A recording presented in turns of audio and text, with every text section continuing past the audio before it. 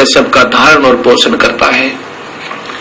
अब जैसे 15वें अध्याय के गीता जी के ही प्रथम और द्वितीय श्लोक में लिखा है कि उल्टा लटका हुआ ये वृक्ष है अर्जुन, इसके ऊपर को जड़ है, नीचे को ये टहनियां हैं, तीनों गुण रूपी रजगुण ब्रह्मा, सतगुण विष्णु, तमगुण शिव जी,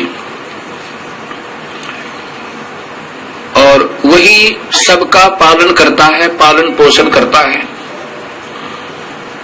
जो मूल परमात्मा है, जो पूर्ण ब्रह्म है, जो वास्तव में अन्य भगवान है, ये एक संसार रूपी वृक्ष का उदाहरण समझो। ये ऊपर उल्टा लटका हुआ एक वृक्ष, जिसके ऊपर को जड़ है, नीचे को ये शाखाएं और ये तना, मोटी डार आदि हैं। अब सबसे ऊपर ये वो परमात्मा है जो वास्तव में भगवान है, ये जानो। ये पूर्ण ब्रह्म, ये स्वयं कबीर देव है, कबीर परमेश्वर है। और इससे नीचे जो बाहर ये तना है, ये अक्षर पुरुष अर्थात परब्रह्म है।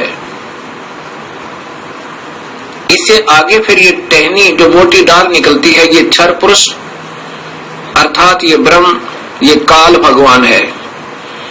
इससे फिर आगे ये 3 टहनियां बन गई, इसके पुत्र ब्रह्मा, विष्णु, शिव रूपी, ये इसकी शाखाएं हैं। अब ये ऐसे समझना है हमने सृष्टि रचना को, और यही गीता जी बता रही है। और ये पात रूप संसार, कबीर साहब कहते हैं अक्षर पुरुष एक पेड़ है, निरंजन वाक की डार, और तीनों देवा शाखा है, ये पात रूप संसार। अब इसमें ये देखना है कि वास्तव में इसका पालन करता कौन है सारे वृक्ष का। ये मूल है, जड़ है, और ये जड़ है वो अन्य परमात्मा, वो पूर्ण ब्रह्म सतपुरुष कबीर साहब। अब आप देखिएगा ये पवित्र गीता जी, और इसके अंदर आपको ये श्रीमद् भगवत गीता, गीता प्रेस गोरखपुर से प्रकाशित, ये वही पुस्तक है जो मैं आपको बार बार दिखा रहा हूं। ये है श्लोक नंबर, अध्याय नंबर 15 के, अध्याय नंबर 15, और ये श्लोक नंबर 16 है। पहले इसकी ये मूल संस्कृत देखिएगा, सीधा सार्थ इससे बनेगा, क्योंकि इन सल्लाहकर्ताओं ने स्वयं इतना ज्ञान नहीं था कि ये सत्य को सत्य कह सके। ये लिखा है दुई इमौ पुरुषो लोके क्षर च अक्षर, इस पृथ्वी वाले लोक में 2 भगवान हैं।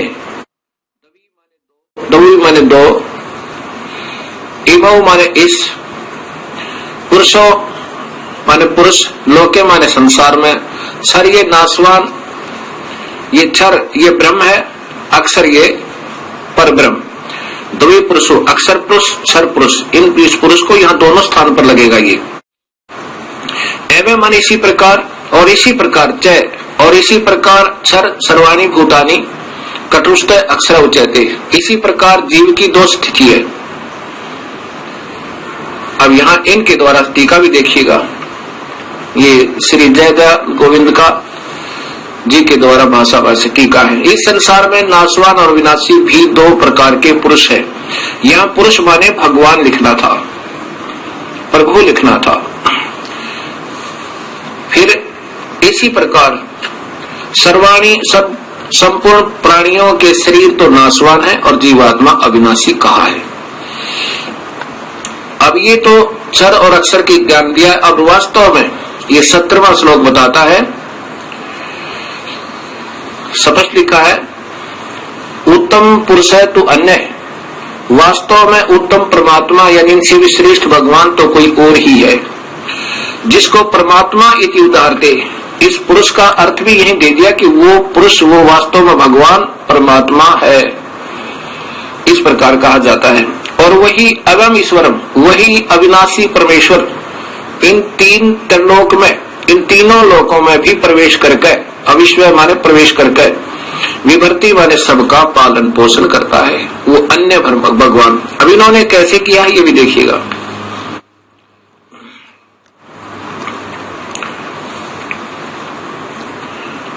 उत्तम पुरुष है तो अन्य ही है, इन्होंने भी स्पष्ट करने की कोशिश की है। यहां भगवान लिखना चाहिए था। उत्तम भगवान तो कोई अन्य है, प्रभु तो कोई अन्य है, तो तीनों लोकों में प्रवेश करके सबका पोषण का धारण पोषण करता है। अविनाशी परमेश्वर परमात्मा इस प्रकार कहा गया है। अब यहाँ सिद्ध कर दिया कि वही पुरुष यानी परमात्मा, उसी को परमात्मा भी कहते हैं, वही वास्तव में भगवान है। अब यही सिद्ध करना चाहता है दास ने कि गीता बता रही है कि परमात्मा कोई और है, ये स्वयं काल बोल रहा है गीता जी में, ये ब्रह्म बोल रहा है। अब 18वें श्लोक में स्पष्ट है, ये स्वयं काल भगवान कह रहा है कि क्योंकि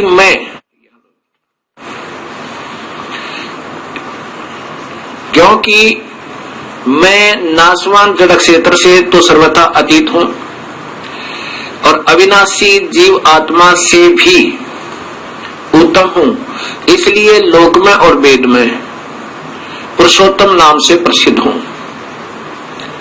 क्या बताना चाहा है, यही मैं आपको बताना चाहता था। लोक वेद क्या है? सुना सुनाया ज्ञान लोक वेद कहलाता है। अब ये ब्रह्म भगवान क्षर पुरुष अर्थात काल भगवान स्वयं स्वीकार कर रहा है कि मुझे तो केवल इसलिए भगवान कहते हैं, पुरुषोत्तम कहते हैं कि मैं इस जीव आत्मा से जो मेरे अंतर्गत है, मेरे ब्रह्मांड में 21 ब्रह्मांडों में है, वो चाहे जीव रूप में है, जीवात्मा रूप में, चाहे वो स्थूल शरीर में देव है, महादेव है, चाहे ब्रह्मा विष्णु महेश है, चाहे राजा है, चाहे रंक है, ये जितने मेरे अंतर्गत प्राणी हैं, इनके ऊपर मैं प्रभु हूं, इनसे तगड़ा हूं, इसलिए मुझे पुरुषोत्तम कहते हैं। ये लोक वेद का अर्थ होता है कि सुने सुनाई कथाओं के आधार पर, जैसे किसी क्षेत्र में किसी की पूजा है, किसी क्षेत्र में किसी देव की पूजा है, कोई किसी प्रकार साधना कर रहा है, कोई किसी प्रकार साधना कर रहा है, इन साधनाओं को लोक वेद कहते हैं, जो शास्त्रों के विरुद्ध है, जिसका शास्त्रों में प्रमाण नहीं है, या ज्ञान है तो वेदों के आधार पर ज्ञान है। जैसा ऋषियों को ज्ञान हुआ कि ब्रह्म ही सर्वशक्तिमान है, उनकी अपनी सोच थी। वेद में ऐसा नहीं है, न गीता में ऐसा है। इन्होंने ही इस ब्रह्म को पूर्ण सर्वशक्तिमान मान के और लोक वेद बना दिए, अपनी कथाओं के आधार पर इसको सर्वस्वा सर्वशक्तिमान, जैसे ब्रह्मा विष्णु महेश को अजर अमर अजन्मा, इनके कोई माता पिता नहीं, ऐसा बना दिया। ये लोक वेद था, ये शास्त्र में प्रमाण नहीं था। शास्त्र को पढ़ा भी लेकिन ना समझने के कारण जो लोक वेद बन गया। ऐसे कहा कि मैं तो केवल लोक वेद के आधार पर पुरुषोत्तम कहलाता हूं, क्योंकि ऋषियों को पूर्ण ज्ञान नहीं हो पाया। वेद भी पढ़े और उसमें पूर्ण परमात्मा के महत्व जैसा ही इस ब्रह्म को जानकर इसकी ही साधना ओम नाम के जाप से करते रहे। तो यह स्पष्ट कह रहा है कि मैं इसलिए प्रभु माना जाता हूं, और जो मुझे ऐसे परमात्मा मान रहा है अपने ही ज्ञान से, वास्तव में उसको ज्ञान सही नहीं है, तो वो मुझे ही हमेशा भजता रहता है। और ये अनमोल शास्त्र मैंने तेरे से बता दिया, रहस्य युक्त। भगवान रहस्य युक्त क्यों कहा?